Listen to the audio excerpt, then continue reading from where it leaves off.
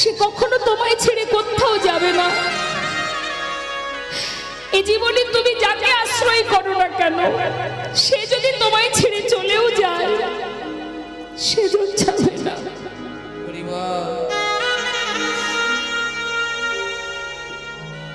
মহাভারতে ভগবান কৃষ্ণকে যখন মাতা গান্ধারী অভিশাপ দিয়েছিলেন, তখন ভগবান কৃষ্ণ বলেছিলেন, তোমরা শান্ত হও, মাকে বলতে দাও। কুরুক্ষেত্রের জয়ের আনন্দ যেমন পেয়েছি আমি, তেমন পরাজয়ের যন্ত্রণাও আমি পেয়েছি।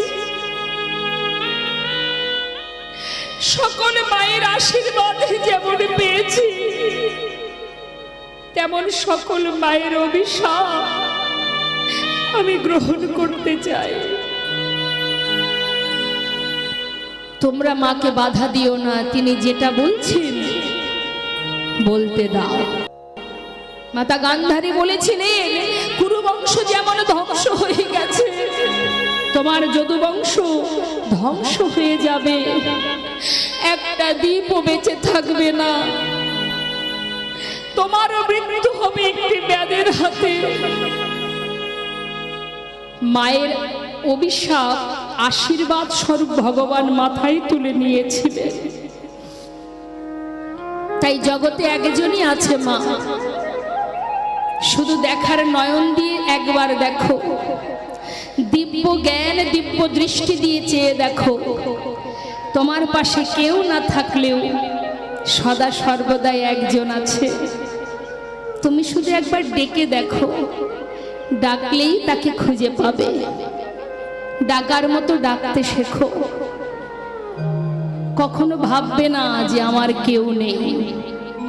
তার প্রমাণ, যখন দ্রৌপদীর বস্ত্রহরণ হয়, সেখানে আপনজন সবাই ছিলেন, ছিল তো মা, সবই তো তার ঘরেরই জন, ঘরেরই মানুষ। 5 জন স্বামী, এক নয় 5 স্বামী ছিলেন, গুরুজন ছিলেন। বলুন তো, মাতা দ্রৌপদীর সম্মানকে রক্ষা করার জন্য কেউ এসেছিল? তাহলে বাবা, যাদেরকে আপনি আপন ভাবছেন, তারা যে আপনার আপন কি করে হবে, সেটা মহাভারত প্রমাণ দিয়ে গেলেন। একমাত্র তাকে রক্ষা কে করেছিল? মা। বিপদ ভঞ্জন মধুসূদন। নিতাই গৌর হরিবোল হরিবোল। তাই তোমার কেউ না থাকলেও কেউ আছে, এটা তুমি সর্বদাই ভাববে। তাই আজ দেখুন, সেই গোবিন্দ ঘোষ বলে উঠলেন, হে প্রভু, আমি এসেছি, আমার নাম গোবিন্দ ঘোষ, আমি তোমার সঙ্গী হতে চাই। গৌর হরি একটু মৃদু হাসলেন বাবা, মৃদু হেসে বললেন, তুমি আমার সঙ্গী হবে? যারা আমার সঙ্গী হয় তাদের সারা জীবন কষ্ট পেতে হয়, তার থেকে ঘরের ছেলে ঘরে ফিরে যাও, সেই ভালো। গোবিন্দ ঘোষ বলে উঠলেন, প্রভু, তোমার সঙ্গী হবে এটাই যথেষ্ট। আর কষ্ট আসুক আর সুখ আসুক, আমার কোনো দেখার দরকার নেই। ভক্ত, কঠিন ভক্ত, সে প্রতিজ্ঞা করলো, যেমনই আসুক আমার জীবনে, দুঃখ হোক সুখ হোক যাই হোক, আমি তোমার সঙ্গী, ব্যাস, আর কিছু জানতে চাই না। বলো প্রভু, তুমি কি আমাকে তোমার সঙ্গী করে নেবে?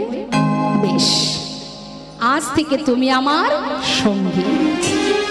শোনো গোবিন্দ, আজই আমরা নীলাচল ছেড়ে কয়েকদিনের জন্য তীর্থে যাব, তুমি কি যাবে? হ্যাঁ প্রভু।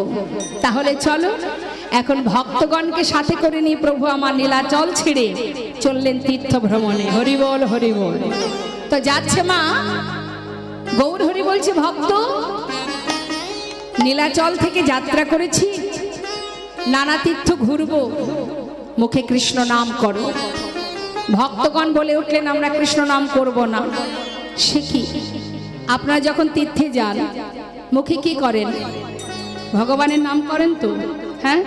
কিন্তু ভক্তগণ বললেন, প্রভু আমরা কৃষ্ণ নাম গাইব না। সে কি, তাহলে কি করবে? কৃষ্ণ নাম গাইতে হয় তুমি গাও, আমরা গাইব আমাদের ভগবানের নাম। অর্থাৎ আমাদের ভগবান কে মা? কলির ভগবান গৌর হরি। ভক্তগণ বলে ওঠে না প্রভু, কৃষ্ণ নাম তুমি করো, আমরা গাইব সবাই মিলে তোমার গুণগান। এখন গৌর হরি আগে আগে যাচ্ছে, পিছনে যাচ্ছে ভক্তগণ। তা আমরা সবাই মিলে গাইব একবার, তুলুন দেখি হাত,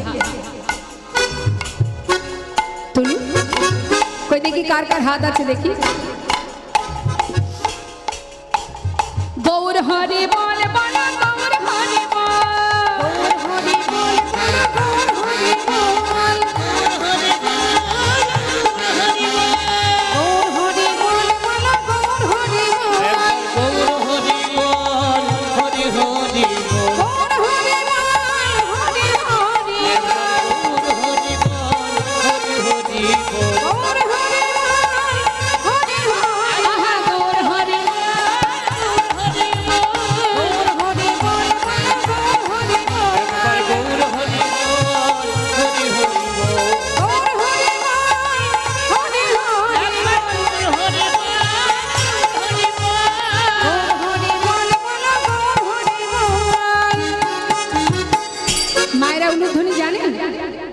জানেন উলুধ্বনি?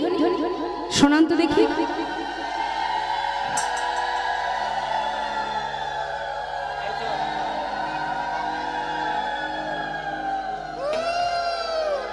তাও ভালো, আমি ভাবলাম বোধহয় বাড়িতে রেখে এসেছেন, সঙ্গে করে এনেছেন যখন ভালো। ওই একটা গল্প মনে পড়ে গেল, বলবো? সত্যনারায়ণের পূজা হয় যখন, বা লক্ষ্মী পূজা হয়, ঘরে ঘরে হয়তো বাবা ঠাকুর মশাইদের সেদিন একটু চাপ থাকে খুব। এখন শাশুড়ি মা সব কিছু গুছিয়ে রেখেছেন, আর একটু শহরী বৌমা, সে যাই হোক বাড়ির বৌমা, এখন সব কিছু শাশুড়ির দায়িত্ব গুছিয়ে রাখা। এখন ঠাকুর মশাইকে আসতে দেরি দেখে শাশুড়ি মা বলছেন, মা তুমি একটু বসো, ঠাকুর মশাই আসলে বসতে বলো, আমি একটু স্নান করতে গেলাম। বেশ, এখন যেই না শাশুড়ি স্নানে গেছে, সেই সময় ঠাকুর মশাই এসে হাজির। কি যে মা জননী, তোমার মা কোথায়? ঠাকুর মশাই একটু বসুন, মা এক্ষুনি আসবে। বসলে হবে, পাঁচ বাড়ি যেতে হবে, আমার তো বসার সময় নেই। তুমি এক কাজ করো, সবই তো গোছানো আছে, আমি পূজায় বসি, তুমি একটু হাতে হাতে আমাকে সবকিছু একটু এগিয়ে দাও। বেশ তাই হবে। ঠাকুর মশাই বসে গেছে পূজায়, একে একে এবার চাইছে মা ঘন্টা দাও, প্রদীপ দাও, শঙ্খ দাও, যা যা চাইছে সবই দিচ্ছে। এবার পূজায় বসে আরতি শুরু করে দিয়েছে। মা উলুধ্বনি দাও, যেই বলেছে উলুধ্বনি দাও, বলছে ঠাকুর মশাই আপনি বসুন, আমি দেখছি কোথায় আছে। চারিদিকে খোঁজা শুরু করে দিয়েছে মা, ঘরের মধ্যে গিয়ে, আলমারির মধ্যে, খাটের তলায়, এদিক ওদিক সেদিক কোণে, উলুধ্বনি কোথাও পাওয়া যাচ্ছে না। মনে মনে রাগও হচ্ছে যে মা সব কিছু এক জায়গায় রেখেছে, উলুধ্বনিটা কেন অন্য কোথাও রেখেছে? একই জায়গায় রাখতে পারতো, কোথায় যে রাখলো? ঘরের মধ্যে খুঁজছে। এমন সময় শাশুড়ি মা ঘরে ঢুকে দেখছে বৌমা পাগলের মতো ঘুরছে। কি হয়েছে মা? বলছে মা আপনি সব কিছু এক জায়গায় রেখেছেন, উলুধ্বনিটা আপনি কোথায় রেখেছেন? শাশুড়ি মাথায় হাত, কি সর্বনাশ, কি বিপদ, কি বিপদ। আগে থেকে যদি না জানা থাকে, সময় মতো কি পাওয়া যায়? হ্যাঁ, আরে বাবা, উলুধ্বনি তার আলাদা কোনো বস্তু নয়, সে তো যার যার বদনে থাকে। তাই গৌর হরি বল। আমি ভাবলাম বোধহয় সেই রকমই বোধহয় আপনারাও বাড়ি রেখে এসেছিলেন, কাছে করে এনেছেন, তাহলে জানা আছে উলুধ্বনি। হ্যাঁ, নেতাই গৌর হরি বল, হরি বল।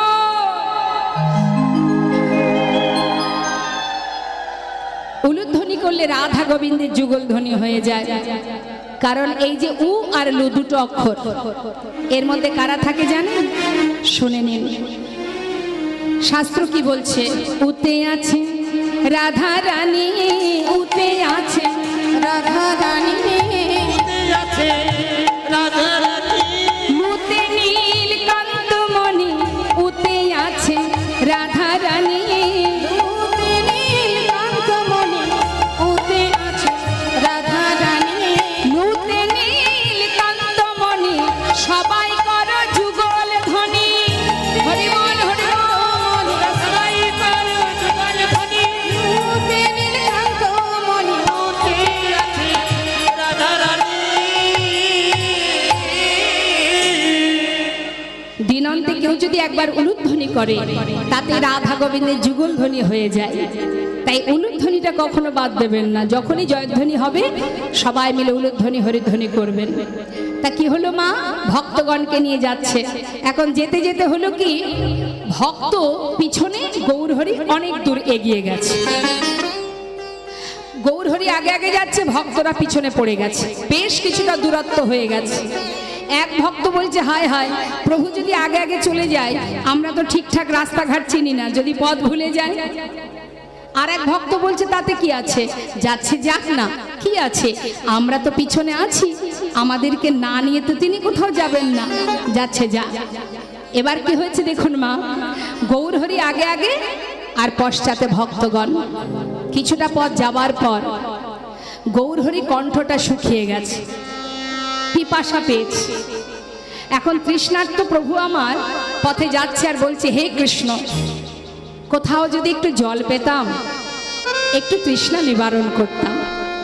ভাবতে ভাবতে যাচ্ছে, হঠাৎ দেখছে এক গোয়ালা কাঁধে করে বাঁক নিয়ে, বাঁকের শিখায় ঘোলের ভাণ্ড সাজিয়ে নিয়ে আসছে। ঘোল নেবে গো, ঘোল, ভালো ঘোল আছে। ও গোয়ালা, বলুন বলুন, ঘোল আছে? আছে গো।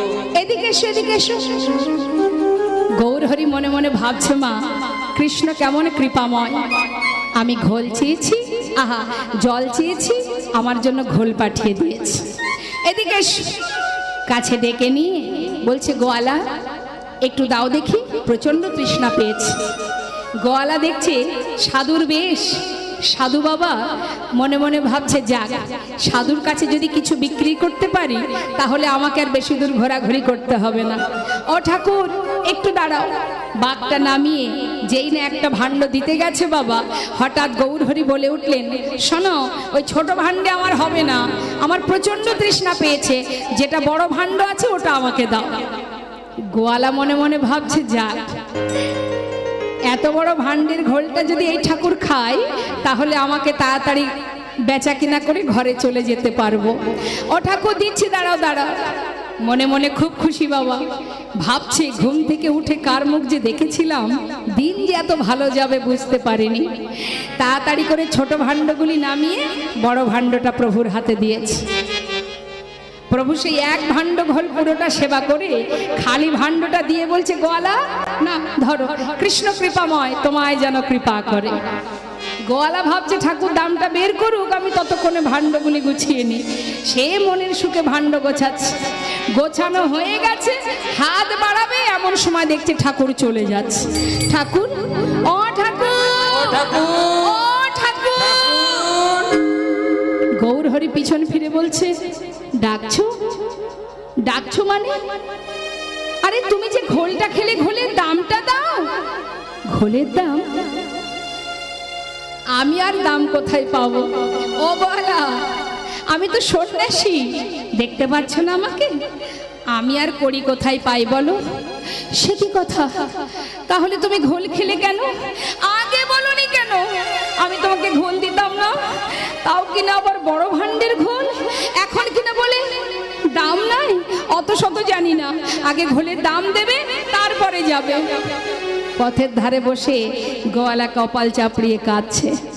প্রভু মনে মনে চিন্তা করলেন, ভক্ত অর্থের জন্য কাঁদছে, এক পা দু পা করে পাশে এসে দাঁড়িয়েছে। ভক্ত, তোমার ঘোলের দাম চাই, এই তো ঠিক আছে, ভেবো না। শোনো, আমি তো সন্ন্যাসী, আমার কাছে কিছু নেই, পিছনে আমার অনেক ভক্ত আসছে, ওদেরকে বলো, ওরা তোমাকে ঘোলের দাম দিয়ে যাবে। বেশ। প্রভু চলে গেলেন মা, গোয়ালা কিন্তু অপেক্ষায় আছে, কখন তারা আসবে, ঘোলের দামটা নেবে। আর এদিকে পিছনে কারা আসছে? ভক্তরা। তারা তো আর জানে না যে প্রভু পথের মাঝখানে কাণ্ড ঘটিয়ে বসে আছে। তারা মনের আনন্দে প্রভুকে স্মরণ করতে করতে সবাই মিলে পিছন পিছনে আসছে, গাইতে গাইতে আসছে। মন লাগুরে, মন লাগুরে,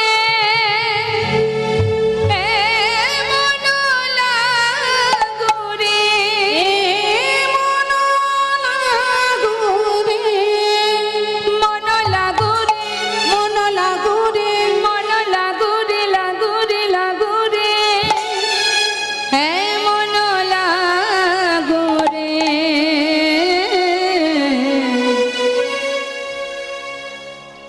তোমারি চরণে মন লাগো রে, তোমারি চরণে মন লাগো রে, তোমারি চরণে মন লাগো রে, মন লাগো রে,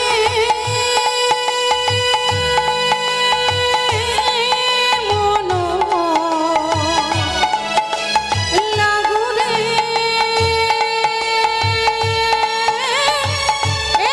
মন লাগো রে, মন লাগো রে, লাগো রে, লাগো রে, লাগো রে, মন লাগো রে, তোহারি চরণে মন লাগো রে, তোহারি চরণে মন লাগো রে, তোমারি চরণে মন লাগো রে। বন্ধ করো। কে বললেন? ওই যে গোয়ালা বসে আছে, দল বেঁধে সবাইকে আসতে দেখে বলে উঠলেন বন্ধ করো। ভক্তগণ সবাই থমকে দাঁড়িয়েছে, কি ব্যাপার, কি চাই তোমার? দেখো অনেকক্ষণ দাঁড়িয়ে আছি, ঘোলের দামটা দাও তো দেখি আমি যাই। ঘোলের দাম? তোমার ঘোল তো আমরা কেউ খাইনি। খাইনি মানে তোমাদের সঙ্গের সঙ্গী ঘোল খেয়ে বলে কিনা দাম নাই। দেখি দাও তো বাপু, আমি তাড়াতাড়ি যাই। আরে বাবা, কে খেয়েছে তোমার ঘোল? আগে বলো কে খেয়েছে। গলা বলছে আমি তাকে চিনি না। চেনো না? কে? এই ঘোল খেয়েছো? এই খেয়েছো? এই ঘোল খেয়েছো? ওমা আপনারা ঘোল খেয়েছেন নাকি? খেয়েছেন ঘোল? খেয়েছেন? বলছে হ্যাঁ খেয়েছি। খেয়েছেন তো দাম দেননি কেন? খাননি? আচ্ছা দেখো কাণ্ড, কেউ যদি ঘোল না খায় শুধু শুধু কেউ ঘোলের দাম দেবে? গোয়ালা বলছে বললাম তো তোমাদের সঙ্গের সঙ্গী। হ্যাঁ তুমিও তো চেনো, না আরে নাম জানো, না আরে দেখতে কেমন বলতে পারবে? সেটা একটু একটু বলতে পারবো। বলো দেখতে কেমন বলো। শুনবে, এইরকম মানুষ আমি আগে কখনো দেখিনি। কি অপূর্ব দেখতে তার। নবীন যৌবন, আমার গৌরহরি রূপ বর্ণনা করছে। কি বলছে? নবীন যৌবন। প্রভু যখন সন্ন্যাসী হন বয়স তখন 24 বছর, তাই বলছে নবীন যৌবন। আচ্ছা, আর গায়ের রং কেমন জানো? গলিত কাঞ্চন,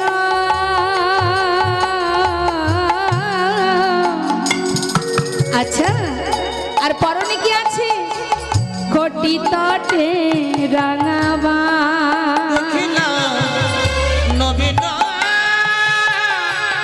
যৌবন,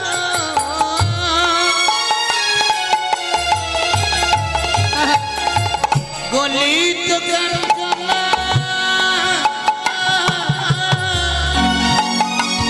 দেখিলাম কোটি তটে রাঙাময় রাঙাময়, সে যে কি অপরূপ রূপ মাধুরী,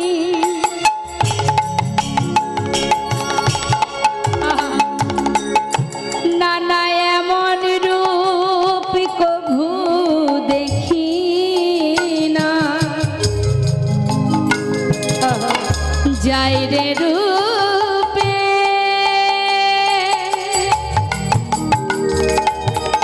যাই রে রূপে,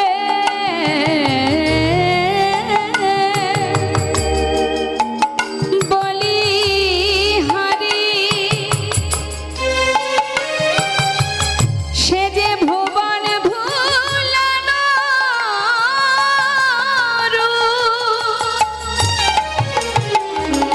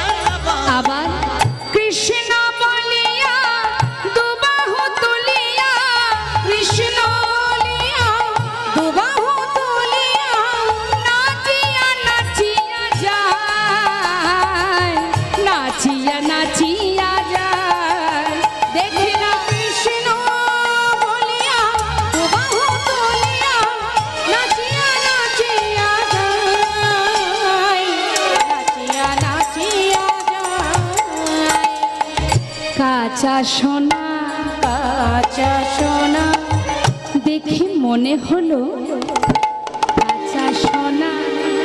দেখে মনে হলো জানো কাঁচা সোনা। দেখে কি মনে হলো কাঁচা সোনা।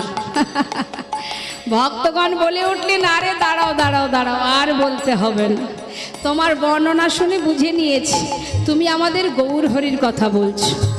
সে তোমার কাছে ঘোল খেয়েছে, ঘোলের দাম দেয়নি, এই তো কথা। বলি ও গোয়ালা, সে যেমন দাম দিতে পারেনি, আমরা তো তারই সঙ্গী, আমরা করি কোথায় পাবো? হায় হায় হায়, ঠাকুর মিথ্যা কথা বলে গেল। এরাও দাম দিল না, সেও দিল না, এত বড় ক্ষতি করে গেল। কোনোদিন কি ভালো হবে তার? যে আমার এত বড় ক্ষতি করলো, তার ভালো কোনোদিন হবে? কখনো ভালো হবে না।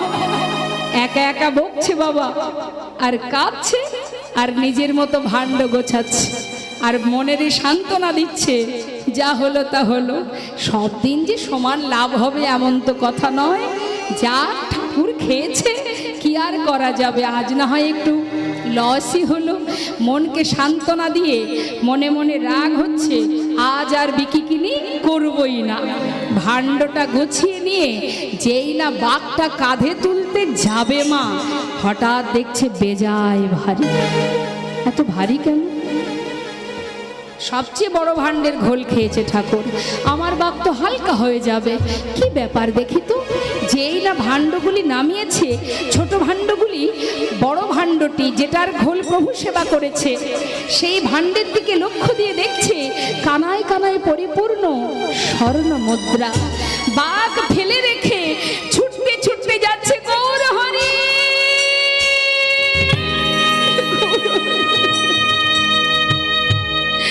একটু দাঁড়াও দয়াময়, একটু দাঁড়াও। চরণটা জড়িয়ে আছাড় খেয়ে পড়েছে চরণ তলে। হে প্রভু, আমি এ কি করলাম? না জেনে না বুঝে তোমায় কত কটু কথা বলেছি। আমি তোমায় চিনতে পারিনি প্রভু, চিনতে পারিনি। আমাকে ক্ষমা করে দাও, আমার অপরাধ ক্ষমা করো দয়াময়, ক্ষমা করো। গৌর হরি বলছে, গোয়ালা, জীবনের অনেক সময় চলে গেল অর্থের পিছনে, আর তো বেশি সময় নেই। যে কটা দিন আছে ঘরে গিয়ে কৃষ্ণ সেবা করো। যাও, ক্ষমা করো দয়াময়, কৃপায় যদি করবে তবে এইভাবে কেন করলে? না জেনে না বুঝে কত কটু কথা বলেছে তোমায়, আমায় ক্ষমা করে দাও। শান্ত হও গোয়ালা, তোমায় আশীর্বাদ দিলাম, যে কটা দিন সময় আছে ঘরে গিয়ে কৃষ্ণ নাম করো, কৃষ্ণ ভজন করো। গোয়ালাকে বিদায় দিলেন প্রভু। বিদায় দিয়ে ভক্তগণকে নিয়ে গৌর হরি এসে পৌঁছালেন। কোথা থেকে যাত্রা করেছে মা? পুরী ধাম থেকে। এসে পৌঁছালেন কোথায়? নবদ্বীপ, নদিয়ার নবদ্বীপের পাশে। সে জায়গাটি কোথায়? নানা গ্রামে ঘুরি গোরা আইলা পূর্বস্থলে। নানা গ্রামে ঘুরি গোরা আইলা পূর্বস্থলে। ওই নানা গ্রামে ঘুরি গোরা আইলা পূর্বস্থলে। ভক্তগণে সবে মিলে হরি হরি বলে। ভক্তগণ সবে মিলে হরি হরি বলে। সবে মিলে হরি হরি বলে। আনন্দ আর ধরে না, আনন্দ আর ধরে না, আনন্দ আর ধরে না, আনন্দ আর ধরে না। সবাই হরি হরি হরি বলে, আনন্দ আর ধরে না। হরি হরি বলে, হরি বলে দুটি বাহু তুলে, হরি হরি হরি বল হরি বল দুটি বাহু তুলে। হরি হরি হরি বলে, আনন্দ আর ধরে না। ভক্তগণ সবে মিলে হরি হরি বলে। ভক্তগণ সবে মিলে হরি হরি বলে। ভক্তগণ দুটি বাহু তুলে হরিধ্বনি করছে। পূর্ব পূর্বস্থলীটা হচ্ছে বাবা নবদ্বীপের পাশে। এখন যেই না পূর্বস্থলীতে এসেছে, আসা মাত্র গৌরহরি ডাকছে তার এক ভক্তকে, নাম যার গোবিন্দ ঘোষ। গোবিন্দ, ও গোবিন্দ, শোনো শোনো, এটা কোথায় এসেছি বলো তো? পূর্বস্থলী। শোনো, বেশ কিছুদিন হয়েছে নীলাচল থেকে যাত্রা করেছি, এখনো কোথাও সেবা করিনি। তুমি এক কাজ করো গোবিন্দ, আমাদের সেবার ব্যবস্থা করো।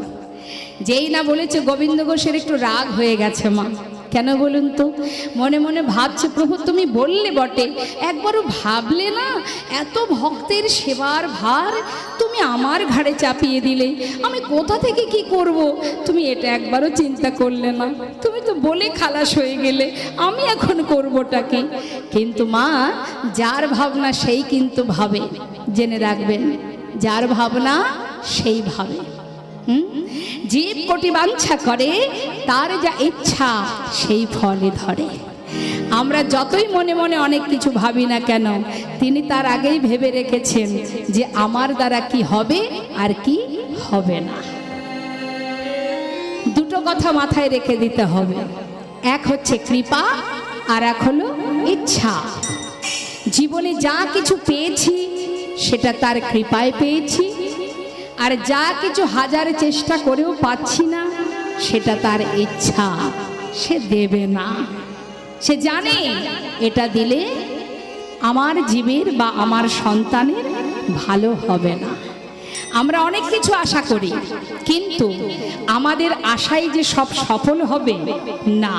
কারণ আরেকজন আছেন আমাদের মাথার উপরে, তিনি বিচার বিবেচনা করে তবেই যতটুকু তোমার দিলে তোমার ভালো হবে সেইটুকুই দেবে বাবা। তার থেকে বেশি চাইলে সে কোনো দিন দেবে না। নিতাই গৌর হরি বল। তাই যা পেয়েছি তার কৃপায়, কখনো ভাববেন না যেটা আমি করেছি। আমরা অনেকে বলি না, এ বাড়ি আমি করেছি, এ জমি আমি কিনেছি, এ গাড়ি আমি কিনেছি, এটা আমি করেছি, ওটা আমি করেছি। দেখবেন আমরা আত্ম অহংকার করে বলি এটা আমি করেছি। আবার এও বলি, আমি যদি না করতাম কোথায় পেতে, বলি না? হ্যাঁ, আমার দ্বারা পেয়েছো, আমি দিয়েছি তাই পেয়েছো। ভুল কথা, তুমি করার কেউ নও।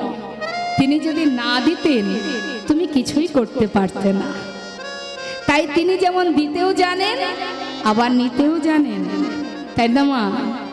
তাই কখনো অহংকার করে বলা যাবে না যেটা আমি করেছি। অনেকে গর্ব করে বলে, আমার 5টা বাড়ি আছে, আমার বাড়ি। আচ্ছা, আমার যদি হতো তাহলে তো আমার সঙ্গে সবই চলে যেত, যাবে কিছু? হ্যাঁ, এটা আমার, ওটা আমার। একটু আমাদের এই ইন্ডিয়া ছেড়ে বাংলাদেশে বর্ডার পাস করবেন। পাস করার সময় যখন পাসপোর্টটা যখন চেক হবে, তখন আপনি আপনার পাসপোর্টটা দেখাবেন আর বলবেন যে এটা আমার ছেলে, এটা আমার মেয়ে, এটা আমার স্বামী, এটা আমার মা, এটা আমার বাবা। অতএব এই 5 জন আমার পাসপোর্টে, আমার যেহেতু এরা আমার সঙ্গে এরাও যাবে। যেতে দেবে? আপনার ছেলে হলেও, আপনার সন্তান হলেও তার আলাদা যাওয়ার জন্য পাসপোর্ট করতে হবে। তাই বলে তোমার পাসপোর্টে তোমার সন্তান যেতে পারবে না। তাহলে বাবা বলবে, যাবে তো একাই যাও, কেউ তোমার সঙ্গে যাবে না। বলতে পারবো না এটা আমার বাড়ি, এটা আমার গাড়ি, আমার সঙ্গে যাবে না, একজনেরই অধিকার। তাই এটা মাথায় রাখতে হবে মা, কিছুই আমার নয়, কিছুই আমার নয়। কিছুদিনের জন্য তিনি দায়িত্ব দিয়েছেন দেখাশোনা করার জন্য, মালিকানা করার জন্য নয়, ম্যানেজারি করার জন্য।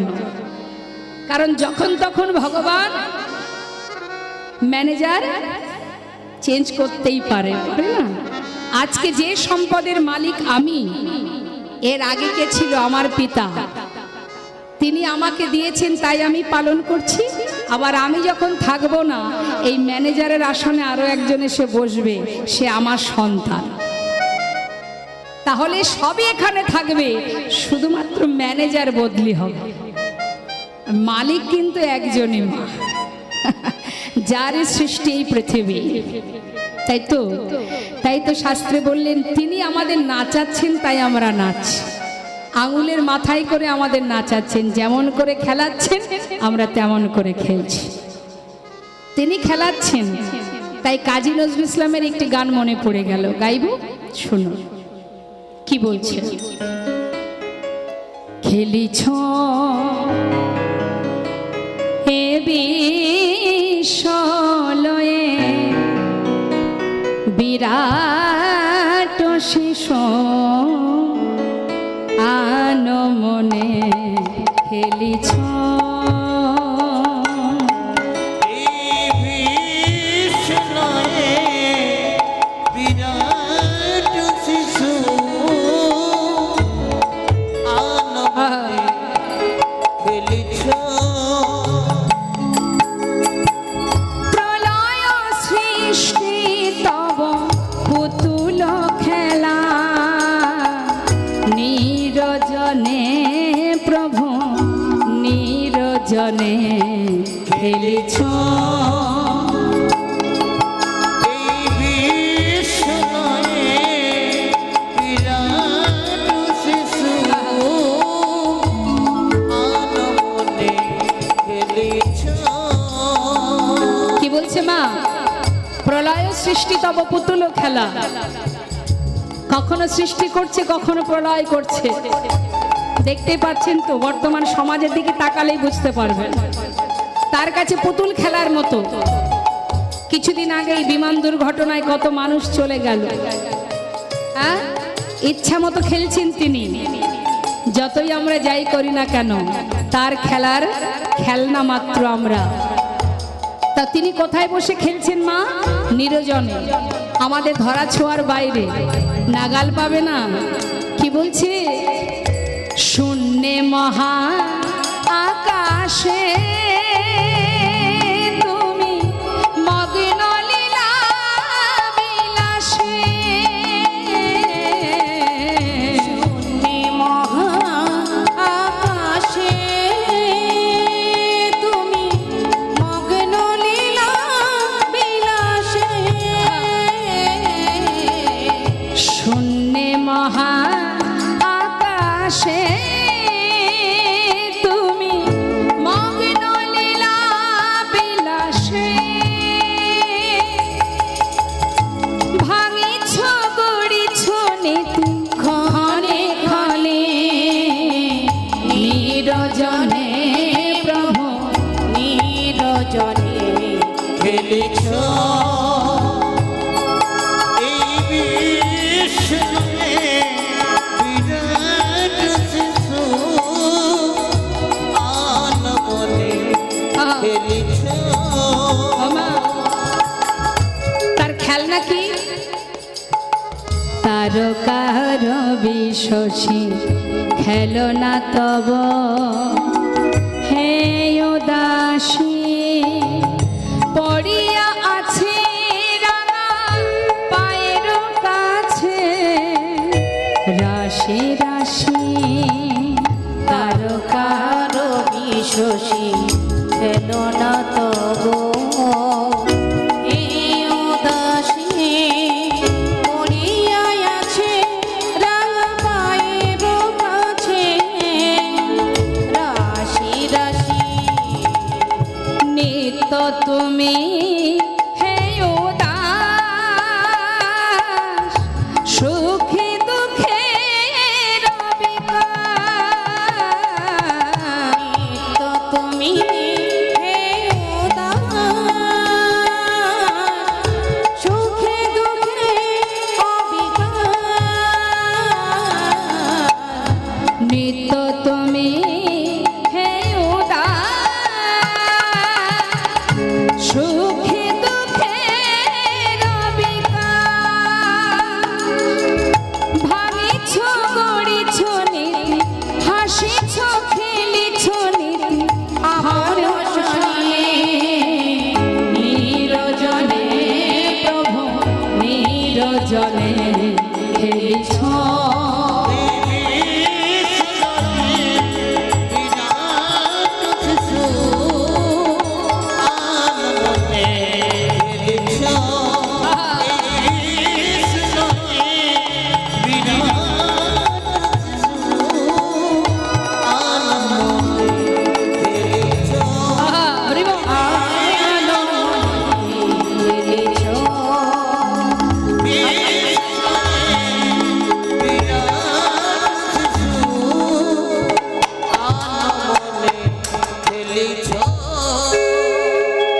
তাহলে মা আমরা শুধু খেলছি মাত্র।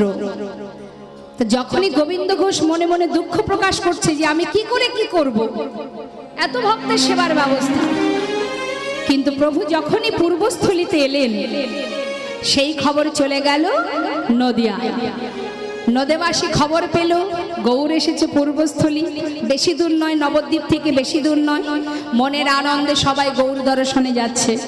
কাছাকাছি যদি গৌর আসে কেউ কি থাকতে পারে? সবাই পাগলের ন্যায় যাচ্ছে গৌর দর্শনে, কিন্তু খালি হাতে তো কেউ যাচ্ছে না মা। প্রভুকে যারা ভালোবাসে তাদের যেমন সামর্থ্য কিছু না কিছু সাথে করে নিয়ে যাচ্ছে। অগণিত ভক্তগণ আসছে, তাদেরকে দর্শন করে গৌর হরি বলছে গোবিন্দ এদিকে এসো। দেখো নদিয়া থেকে অগণিত ভক্ত আসছে আমাকে দেখবার জন্য, কিন্তু কেউ খালি হাতে নয়, ভালো করে চেয়ে দেখো। আর চিন্তা নেই, বড় চিন্তায় পড়েছিলে কি করে কি হবে। তাহলে যাও সবার হাত থেকে সেবার বস্তুগুলো নিয়ে এবার রন্ধন করো। যেই বলেছে রন্ধন করো, আর দেরি না করে গোবিন্দ ঘোষ সবার হাত থেকে সেবার বস্তুগুলো একত্রিত করে রান্না বসালেন। রান্না হলো মা, রান্নার পর প্রভুর সেবা হলো। প্রভুর সেবার পর এবার প্রভু আমার গোবিন্দ ঘোষের সামনে হাত বাড়ালেন। গোবিন্দ সবে মিলে মহাপ্রভুর মধ্যাহ্ন পারাইলা, মিলে মহাপ্রভু মধ্যাহ্নে পারাইলা, সবে মিলে গোবিন্দ মুখোশতি লাগি প্রভু কর বাড়াইলা, মুখোশতি লাগি প্রভু করে বাড়াইলা, যেই না হাত বাড়িয়েছে মুখোশতির জন্য, গোবিন্দ ঘোষ দেখছে প্রভু হাত বাড়িয়েছে। কি ব্যাপার প্রভু, হাত বাড়ালে যে কি চাই তোমার জানো না? সেবার পরে কি দিতে হয় জানি না প্রভু, তুমি বলে দাও। ও গোবিন্দ আমার যে একটু মুখোশতি চাই, এই কথা? ঠিক আছে প্রভু তুমি অপেক্ষা করো, আমি এক্ষুনি গ্রাম থেকে ভিক্ষা করে নিয়ে আসবো। প্রভুকে বসিয়ে রেখে চললেন গোবিন্দ ঘোষ মুখোশতি ভিক্ষা করতে। কি মুখোশতি মা? কি খান প্রভু? প্রভুর মুখোশতি কি বলুন জানেন? হ্যাঁ, হরিতকে। তো যাচ্ছে গোবিন্দ ঘোষ গ্রামে হরিতকে ভিক্ষা করতে। মুখশুদ্ধি মাগিবার তরে গোবিন্দ চলিল, মুখশুদ্ধি মাগিবার তরে গোবিন্দ চলিল,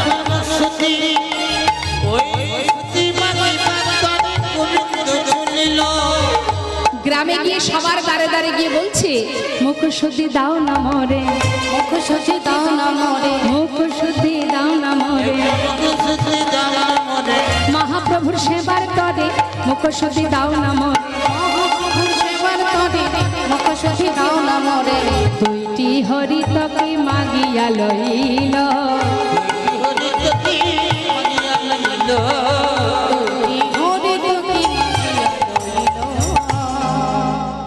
দুটো হরিতকে ভিক্ষা করেছে মা।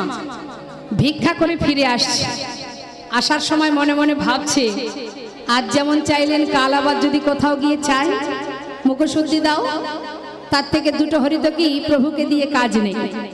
যে এত বড় ভাণ্ডের ঘোল একা সেবা করতে পারে তার কাছে দুটো হরিতকি কোনো ব্যাপারই না। তার থেকে একটা আমার কাছে থাক, একটা প্রভুকে দেব। সে তো আর জানছে না আমি কি দিয়ে কি করছি, মনে মনে শুধু এটাই চিন্তা, সে তো আর জানছে না। এটা আমরাও ভাবি, কেউ তো দেখতে পাইনি আমি কি করছি, একটা আমার কাছে থাক, প্রভু কাল যেই চাইবে সেই দিয়ে দেবো। থাক, একটা নিজের কাছে রেখেছে মা, আর একটা গিয়ে প্রভুর হাতে দিয়েছে। আর যেই না প্রভুর হাতে দিয়েছে, প্রভু সেই একটা হরিতকে সেবা করেছে, মুখে কিন্তু কিচ্ছু বলেনি।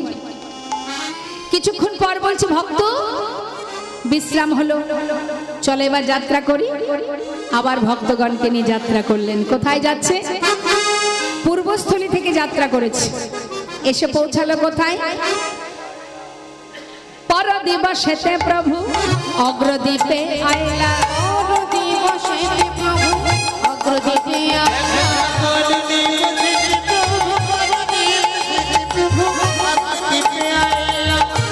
ও গোবিন্দ এদিকে এসো। এটা কোথায় বলো তো? অগ্রদীপ বাবু, সে সাক্ষাতে বলেছিলাম না, আচ্ছা আচ্ছা, আমার ঘর। ওই এখানেই তোমার বাসস্থান। হ্যাঁ হ্যাঁ, বুঝেছি বুঝেছি। শোনো গোবিন্দ, প্রভু তো জানেন বাবা যে তার কাছে একটা হরিতকি সঞ্চয় করা আছে, তাই মনে মনে স্থির করেছেন আর গোবিন্দের সঙ্গ তিনি করবেন না। তাই যেখান থেকে গোবিন্দ গিয়েছিলেন নীলাচলে, মানে অগ্রদ্বীপ থেকে, সেই অগ্রদ্বীপে এসে প্রভু বলে উঠলেন, শোনো গোবিন্দ, আর কোথাও যাব না, সেবার ব্যবস্থা করো। সেবার ব্যবস্থা হয়েছে মা। সেবার পর প্রভু আবার মুখশুদ্ধি লাগি প্রভু কর বাড়াইলা, সতী লাগে প্রভু করে বাড়াইলা, একটা সত্যি লাগে প্রভু কর বাড়াইলা। মুখশুদ্ধি দাও না মোরে, সতী দাও না মোরে, মুখশুদ্ধি দাও না মোরে, সত্যি দাও না মরে, ভজনের অবশেষে মুখশুদ্ধি দাও না মোরে, ভজনে রই অবশেষে সতী দাও না মোরে, মুখশুদ্ধি লাগি প্রভু। কর বাড়াইলা।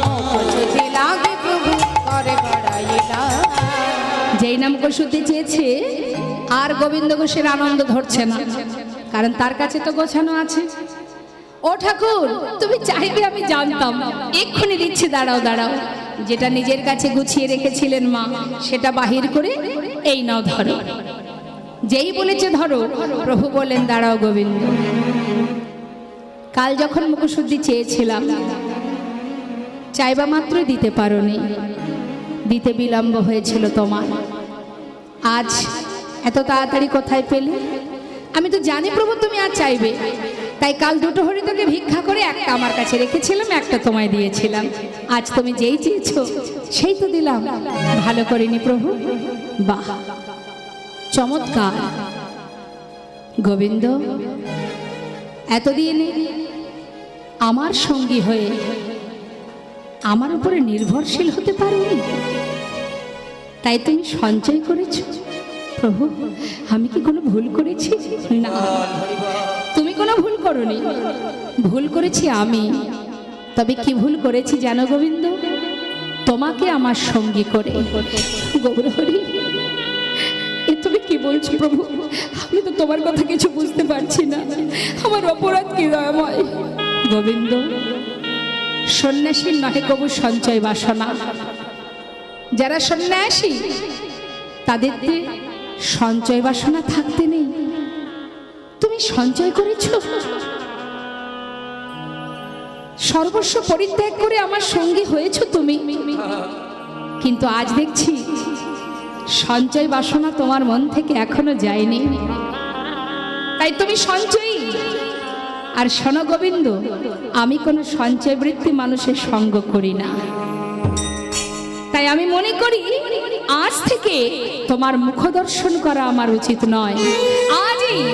আজই আমি তোমাকে ত্যাগ করে তোমাকে ছেড়ে চলে যাব। আজ থেকে আমি তোমায় ত্যাগ করলাম। না না দয়াময়, এ কথা তুমি বলতে পারো না প্রভু। আমি মানছি আমি অপরাধ করেছি, আমি সঞ্চয় করেছি, কিন্তু গৌরহরি, আমি তো আমার জন্য করিনি, আমি তো তোমার জন্য সঞ্চয় করেছিলাম। এতে যদি অপরাধ হয় তুমি আমাকে মারো, তোমার মনে যা চাই বলো, কিন্তু ফেলে চলে যেও না। আমি তোমায় ছেড়ে থাকতে পারবো না গৌরহরি। ছুটে গিয়ে চরণটা বুকের মধ্যে জড়িয়ে ধরেছি। আমি তোমায় ছাড়বো না প্রভু। কি নিয়ে বাঁচবো বলো? হে দয়াময়, জীবনের সর্বস্ব পরিত্যাগ করে তোমার সঙ্গী হয়েছে, আমাকে তোমার চরণ ছাড়া করো না প্রভু, আমাকে চরণ ছাড়া করো না। চরণটা জড়িয়ে ধরে কাঁদছি। তুমি পতি পাবন হরি হে, তুমি যেও না চলে, কৃপা করে দয়াল হরি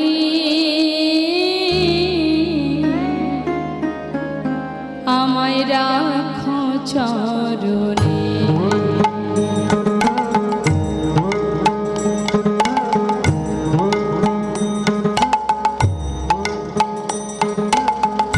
তুমি পতি পাবন হরি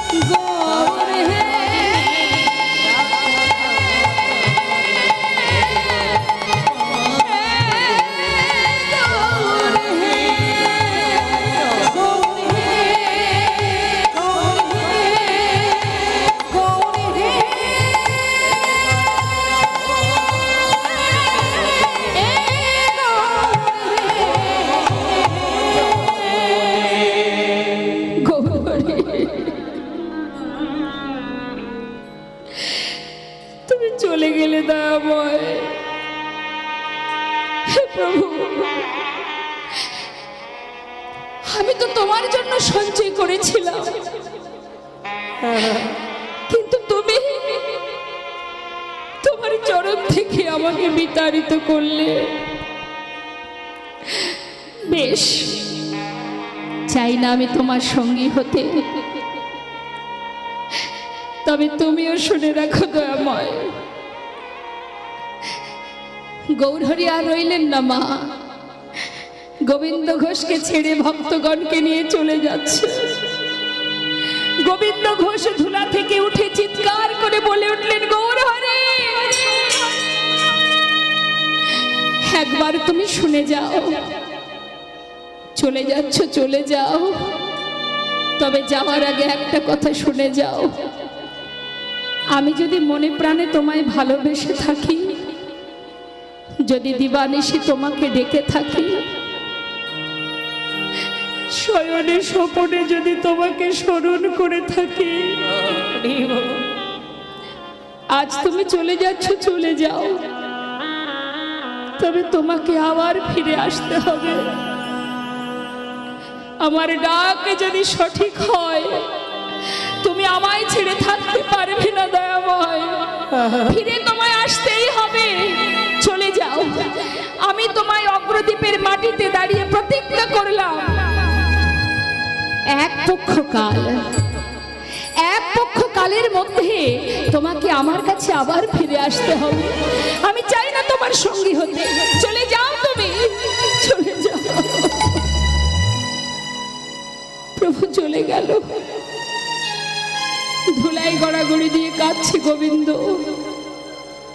হঠাৎ পাড়াপড়শি দেখে চিনতে পারলেন, বলা বলি করছে, দেখ দেখ, এই ছেলেটা তো আমাদের পাড়ার ছেলে, পথের ধারে বসে কাঁদছে, চল ওকে ধরে ওর ঘরে পৌঁছে দিই। সবাই মিলে ধরে তাকে ঘরে পৌঁছে দিয়েছে। কিন্তু এতদিন যে প্রভুর কাছে থেকেছে, প্রভুর সঙ্গে থেকে ঘুরেছে ফিরেছে, সে কি আর পারে একা থাকতে? বলুন মা, সর্বদাই ভগবানের কাছে থেকেছে, ঘুরেছে, খেয়েছে, চলেছে, ফিরেছে, সে কি আর এই মায়ার সংসারে থাকতে পারবে? পারছে না। এক পক্ষ কাল হয় 15 দিনে, সহ্য করতে পারছে না। শুধু একটার পর একটা দিন গোনে, এই বুঝি প্রভু এলো, এই বুঝি প্রভু এলো। দেখতে দেখতে একদিন, দুদিন, 3 দিন, 13 দিন হয়ে গেল, এলো না। মনে মনে প্রতিজ্ঞা করলেন, তুমি যদি আমার জীবনে নাই আসবে দয়াময়, প্রাণ আমি আর রাখবো না। এক একটা দিন যায় যেন মনে হয় এক এক জনম কেটে যায়। আমি আর বাঁচতে চাই না প্রভু। 15 দিনে এক পক্ষ কাল, রইল বাকি আর 2 দিন। 13 দিনের দিন গোবিন্দ ঘোষ গৌরহরিকে হারা হয়ে প্রাণ বিসর্জন করতে যাচ্ছে গঙ্গার ঘাটে। মুখে গৌর গুণগান, বললেন, হে দয়াময়, তুমি আমায় ভুলে গেছো, আমি তোমায় ভুলবো না। কেউ জানুক বা না জানুক, তুমি তো জানবে যে তুমি আমায় ভুলে গেছো, কিন্তু আমি তোমায় ভুলিনি। তোমারই নাম নিয়ে নিজের প্রাণ বিসর্জন করব আমি। যাচ্ছি গঙ্গার ঘাটে, আর মনে মনে মনের কথা জানাচ্ছে প্রভুকে। হরি হে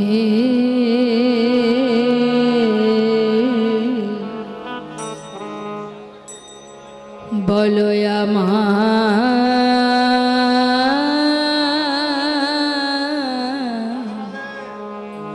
সেদিন কবে হবে তোমার আশার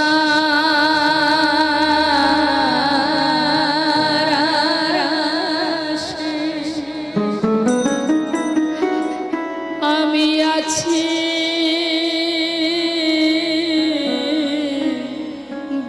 বসে তোমার আশায়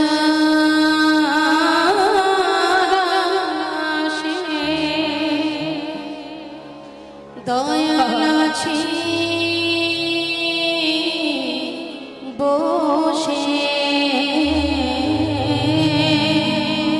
বলো বলো কবে চরণ দেবে দয়ামা বলো বলো সেদিন কবে মা হবে সেদিন কবে মা হবে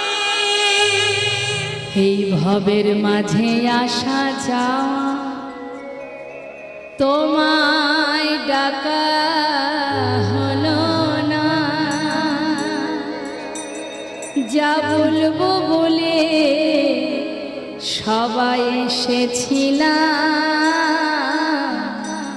আমাদের বলা হলো না এই ভবের মাঝে আসা যাওয়া তোমায় ডাকা হলো না আর যা বলবো বলে এসেছিলাম আমাদের বলা হলো না তুমি পারে করতা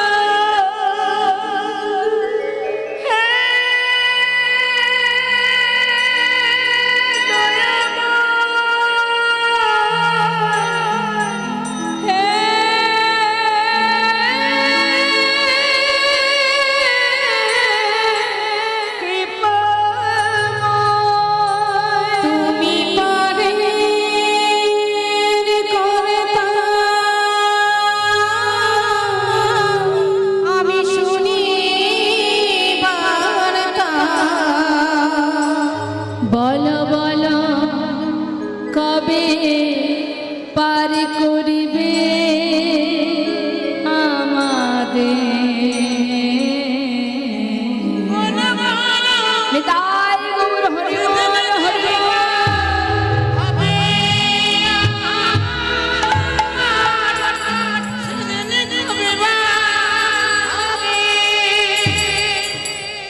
কৃষ্ণ নামে কাঁদিবে কবে আমার পোড়া কৃষ্ণ নামে কাঁদবে কবে আমার কৃষ্ণ নামে কাঁদবে কবে আমার পোড়া ওই কৃষ্ণ নামে কাঁদিবে কবে আমার পোড়া মন। কবে যাব বিষয় ছেড়ে কবে যাব বিষয় ছেড়ে কবে যাব বিষয় ছেড়ে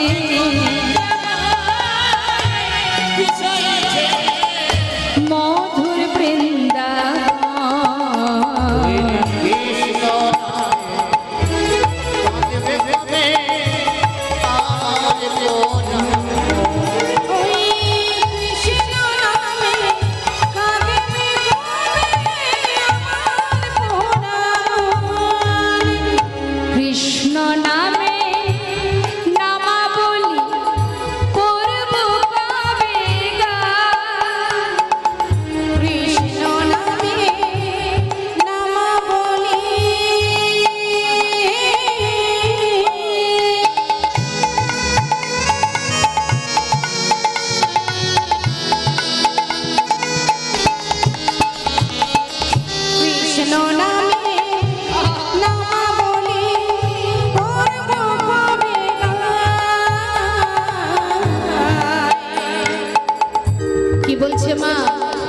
এই মানব জন্ম পেয়েছি কবে কৃষ্ণ নামের নামাবলী অঙ্গে পড়ে, কবে আমরা সর্বস্ব ছেড়ে বৃন্দাবনে চলে যাব, কবে আমি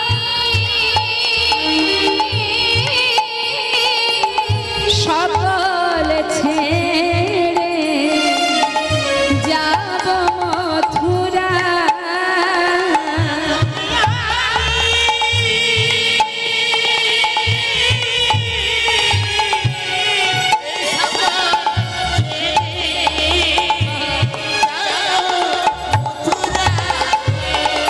কৃষ্ণ নামটি পারের সম্বল,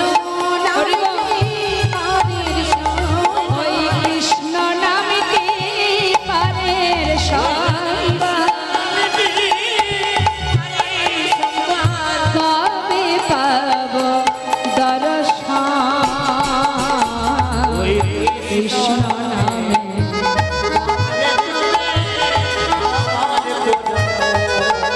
ওই কৃষ্ণ নামে কাঁদবে আমার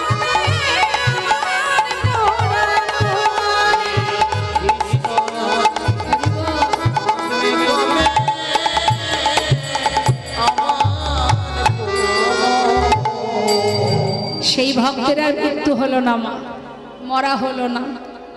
প্রভু ছিলেন রামকেলিতে। রামকেলিটা কোথায়? মালদায়। মালদা একটি জায়গা আছে রামকেলি, সেইখান থেকে প্রভু আমার একটি কোষ্ঠী পাথর গঙ্গার জলে ভাসিয়ে দিয়েছিলেন। কেন? ওই গোবিন্দকে প্রাণে বাঁচাবার জন্য। কোষ্ঠী পাথরটা ভাসতে ভাসতে এসে পৌঁছালো কোথায়? অগ্রদ্বীপের ঘাটে। আমরা অনেকেই জানি পাথর কখনো জলে ভাসে না, তাই তো মা? পাথর জলে ভাসে দেখেছেন না শুনেছেন?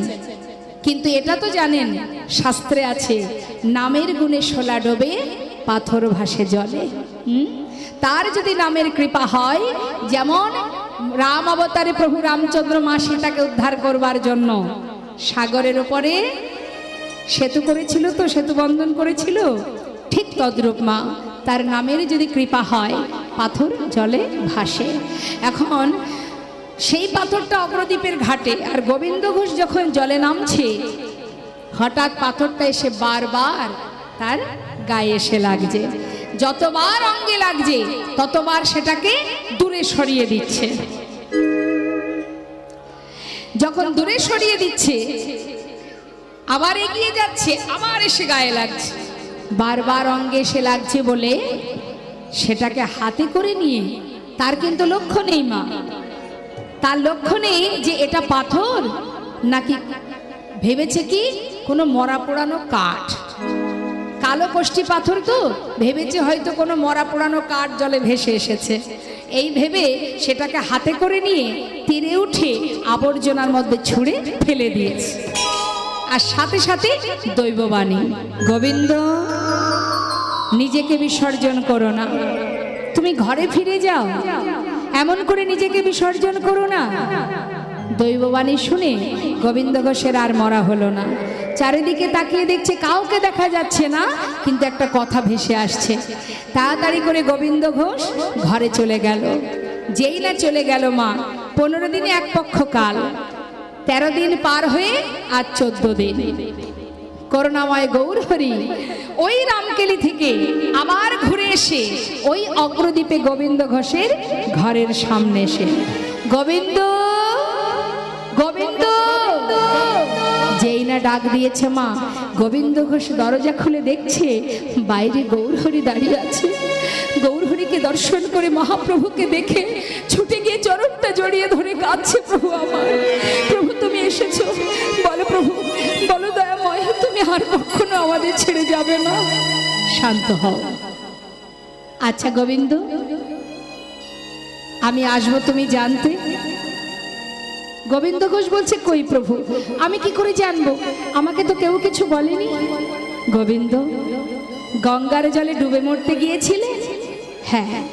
সেখানে কিছু পেয়েছিলে? পেয়েছিলাম, একটা পোড়া কাষ্ঠ। পোড়া কাষ্ঠ? যাও যাও, শিগগিরই নিয়ে এসো। ছুটতে ছুটতে আবর্জনার মধ্যে গিয়ে খুঁজে খুঁজে সেটাকে হাতে তুলে দেখছে তো কোষ্ঠী পাথর, গায়ে লেখা আছে কৃষ্ণ নাম। প্রভুর কাছে এসে যেই না দাঁড়িয়েছে মা, গৌরহরি বললেন, শোনো গোবিন্দ, এই কোষ্ঠী পাথর দিয়ে একটা বিগ্রহ তৈরি হবে। এক ভাস্করে সে বিগ্রহ তৈরি করলেন মা। বিগ্রহ তৈরি করে সেই বিগ্রহ স্থাপন করলেন প্রভু, নাম দিলেন গোপীনাথ। গোবিন্দ শোনো, তোমার ঘরে যে বিগ্রহ স্থাপন হলো, যার নাম গোপীনাথ, প্রতিদিন ভিক্ষা করবে, যা পাবে একটু যেন সঞ্চয় করে রেখো না, পুরোটা সেবায় দিয়ে দেবে। আর তোমার তো একা ভালো লাগে,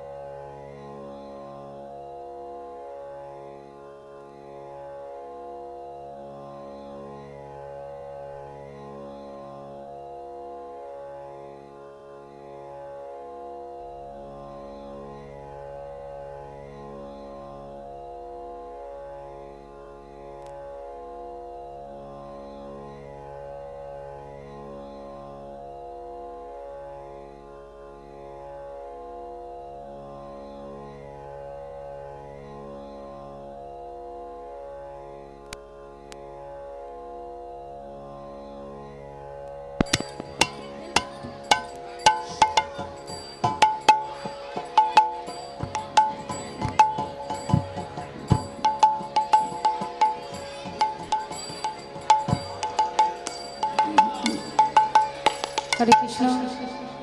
জনিতা জয় গো জয় রাধেশ্যাম, জয় রাধে রাধে, নিতাই গৌর হরি বল হরি বল। জানেন তো বাবা, ঝড় উঠলে কি হয়? এও একটা ঝড়, যেই না একটু লোডশেডিং হয়ে গেছে, এই সুযোগেই সবাই চলে গেছে। কিন্তু কারা যায় না বলুন তো? জানেন তো, ওই মাঠ থেকে যখন ধান তুলে আনা হয়, ধানটাকে যখন ঝাড়া হয়, মানে বাতাসে যেটাকে কি বলে জানি না, ছিটাটা সরে যায়, ধানটা কিন্তু সেই গোড়াতেই থেকে যায়। তখন চিন্তা করছে যে এবার ঘরে চলে যায়, আর শুনে লাভ নেই। হ্যাঁ, বৃষ্টি আসছে, ঘরে যেতে হবে। প্রকৃতি আমাদেরকে পালাবার পথ নেই, প্রকৃতি আমাদের সঙ্গে করে নিয়ে চলতে হবে, কি তাই তো? এ তো প্রকৃতি আসবে, এদেরকে সাথে করে নিয়ে চলাই হলো আমাদের কাজ। তার জন্য ভয় পাওয়ার কিছু নেই। সবাই বসুন, সময় চলে যাবে। শাস্ত্রে বললেন, মেঘাচ্ছন্ন দিন কভু নহে তো দুর্দিন, হরি কথা কৃষ্ণ কথা বিহীন যেদিন, সেই দিনই আমাদের জীবনের দুর্দিন। তাই ভরসা করার মালিক একজনই আছে, তাকে ভরসা করা যায়। তোমাকে পার করে সেই নিয়ে যাবে, এত চিন্তার কিছু নেই। সবাই মিলে একবার হাত তুলুন তো দেখি মা, তুলুন হাত। তুলেছেন? কই দেখি। যারা চেয়ারে বসে আছেন একবার হাত তুলুন। সবাই মিলে একসঙ্গে গাইব। ছলো ছলো নয়নে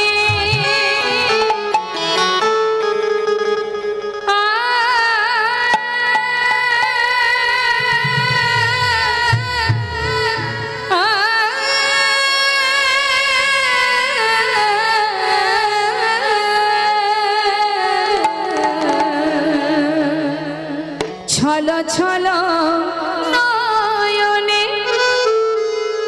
হাসি মাখা বদনে আনন্দ কাননে। ভগবানের নাম করতে গেলে ছল ছল নয়ন, সংসারের জন্য নয়, ভগবানের চরণে দুফোঁটা বাড়ি আর হাসি মাখা বদন। বিরহ যন্ত্রণা নিয়ে নয়, মনে আনন্দ নিয়ে হরিনাম করো। আর কি আনন্দ কানন, আনন্দ কানন মানে কি মা?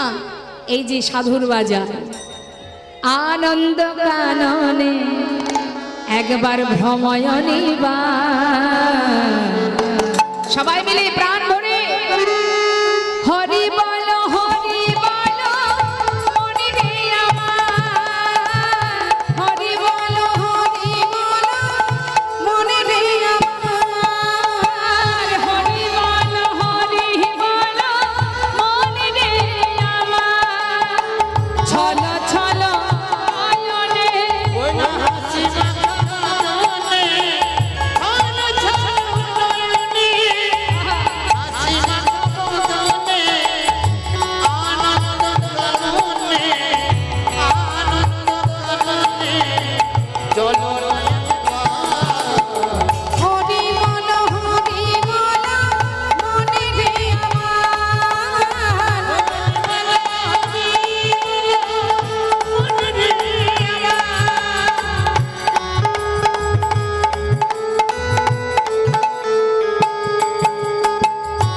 হরি বল।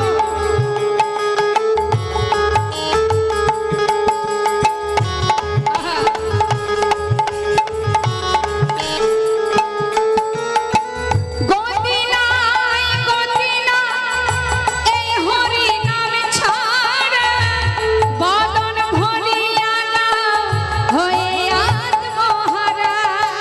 ওরে মনে রে, ওরে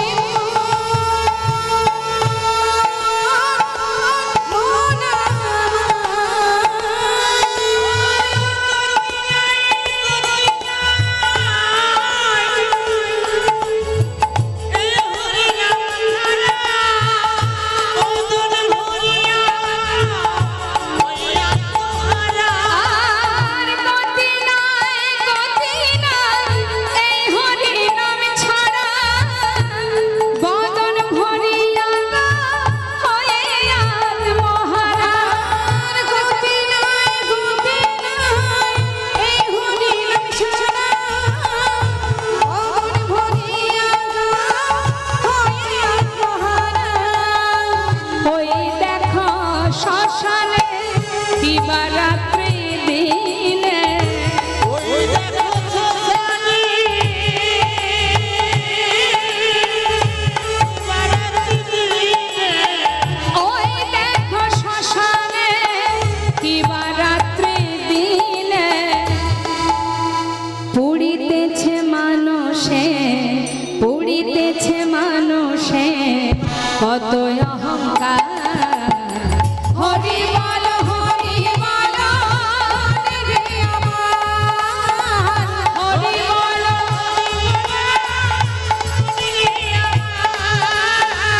হরি বল হরি বল মনে রে আমার, হরি বল হরি বল।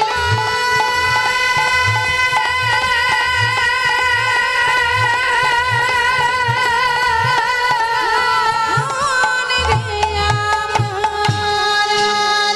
হরি বল হরি বল নিতাই গৌর হরি বল হরি বল। হরিনাম ছাড়া গতি নাই গতি নাই গতি নাই। তুলবি যদি ছানা মাখন সকাল সকাল তোল, শিশুকালে কৃষ্ণ ভজন বৃদ্ধতে ভজনেতে বাধাই গণ্ডগোল।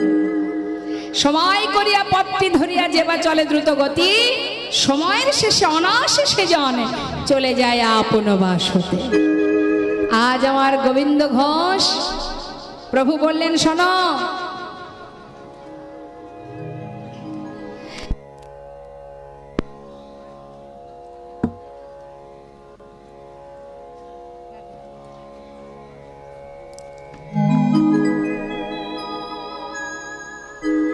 জয় রাধে। তোমার একা ভালো লাগবে না গোবিন্দ, ঘরে গোপীনাথ স্থাপন করেছি, প্রতিদিন সেবা দেবে, আর একটা বিবাহ করো। বিবাহ করে দুইজনে গোপীনাথের সেবা দিও। কেন বললেন এই কথাটা? সংসার, সংসার দিচ্ছেন প্রভু। ভাবছেন তিনি সংসার দিয়ে দেখি ভক্ত সংসারে আবদ্ধ হয়ে আমাকে ভুলে যায় কিনা। কথা দিলেন গোবিন্দ, তাহলে এবার আমি যাই। প্রতিদিন সেবা দেবে গোপীনাথকে। আমাতে আর গোপীনাথে একই অঙ্গ হয়, গোপীনাথের সেবা দিলে আমি পাইব নিশ্চয়। কেমন? তাকে সেবা দিলে আমি পাবো। তাহলে এবার আমি যাই। হে দয়াময়, তুমি কোথায় যাবে? আমি, ও গোবিন্দ, তুমি জানো না আমার মন মানে না, আমি যাব বৃন্দাবনে।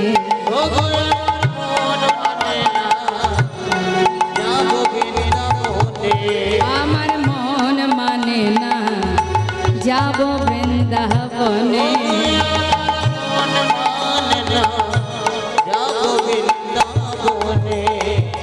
নয়ন ভরে, নয়ন ভরে,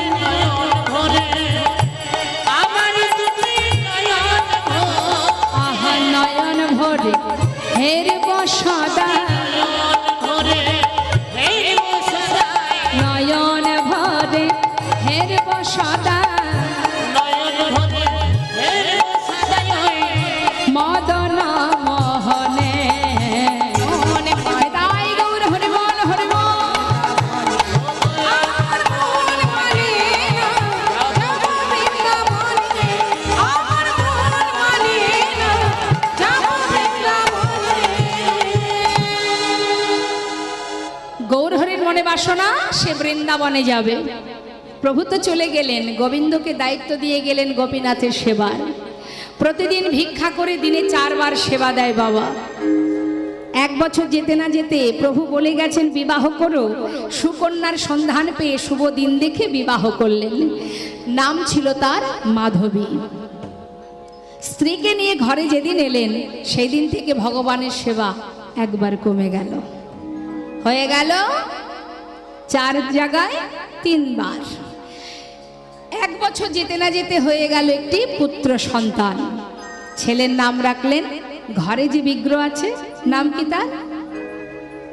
কি নাম? গোপীনাথ। ছেলের নাম রেখেছে গোপীনাথ। কারণ যখন আমার মৃত্যুর মুহূর্ত আসবে, সেই সময় যদি ভগবানকে ভুলে যায়, নিজের ঔরসজাত সন্তানের নাম তো ভুলবো না। তাই বুদ্ধি করে ছেলের নাম রেখেছে ভগবানের নামে, কি? গোপীনাথ। এটা আমার পুত্র গোপীনাথ, ওটা আমার বিগ্রহ গোপীনাথ। তা এখনকার সময়ে কি আর রাখে? ভগবানের নামে নাম রাখে? এখনো সবার চলে না।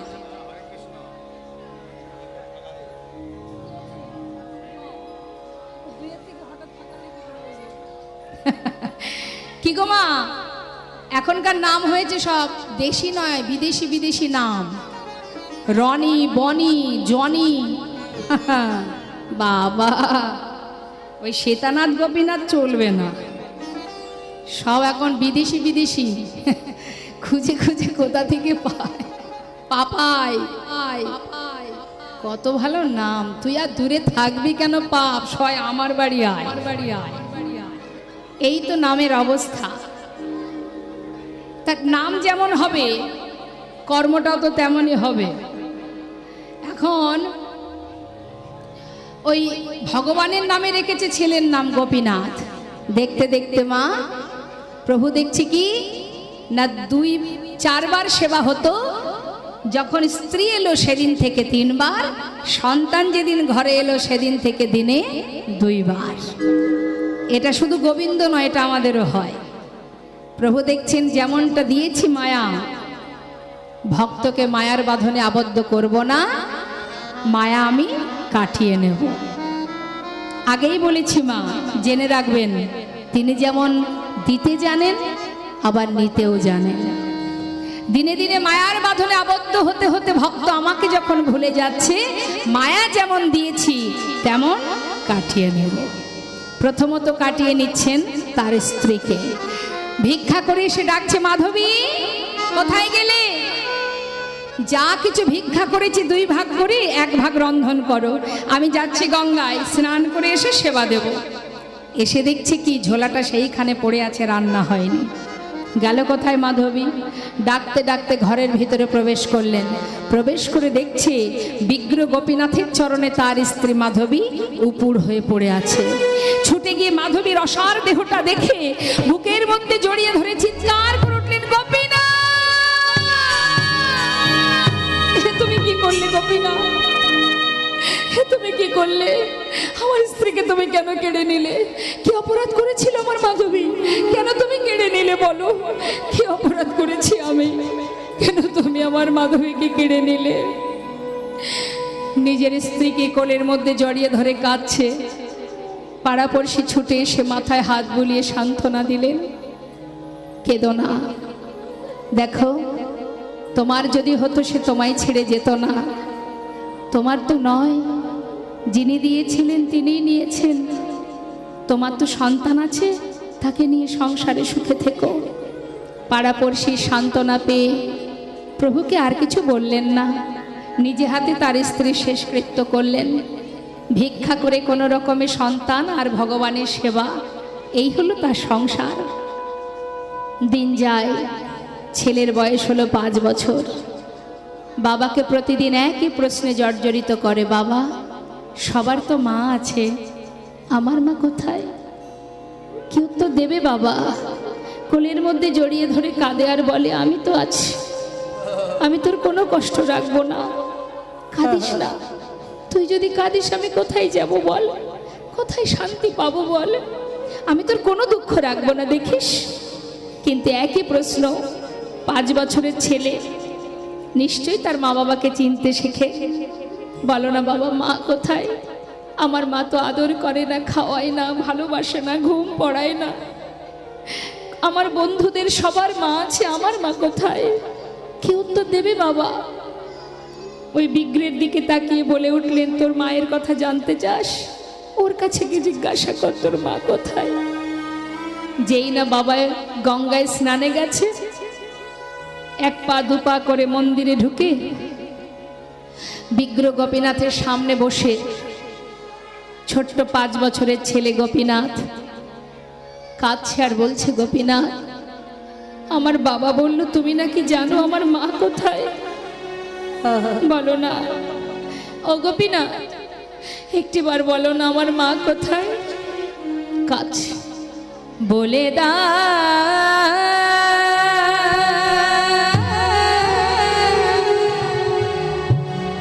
হে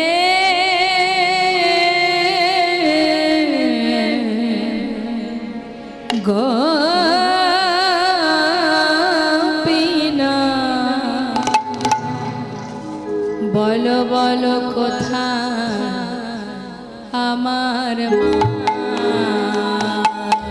বলো কোথায় আমার মা? হারিয়ে গেছে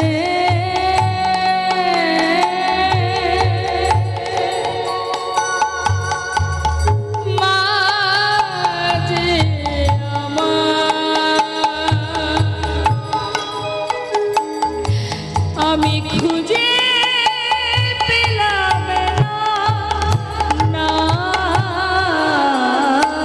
বলো কোথায় আমার মা? বলে দাও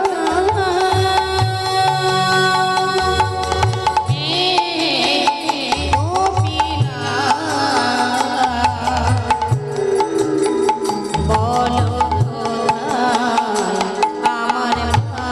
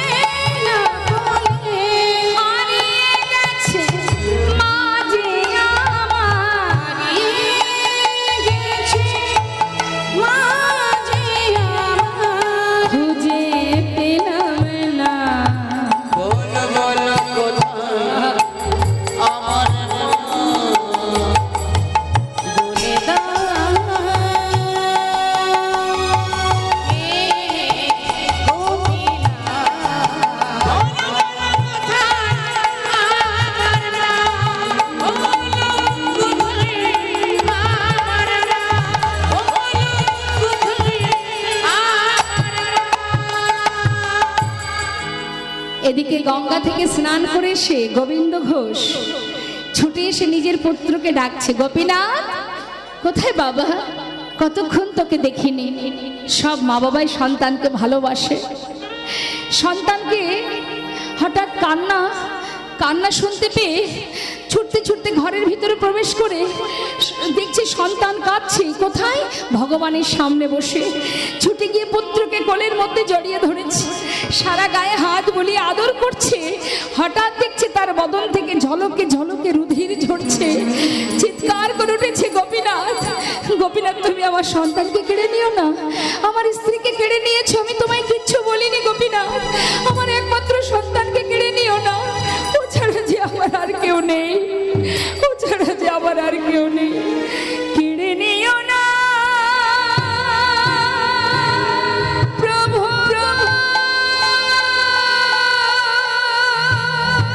তুমি কেড়ে নিও না,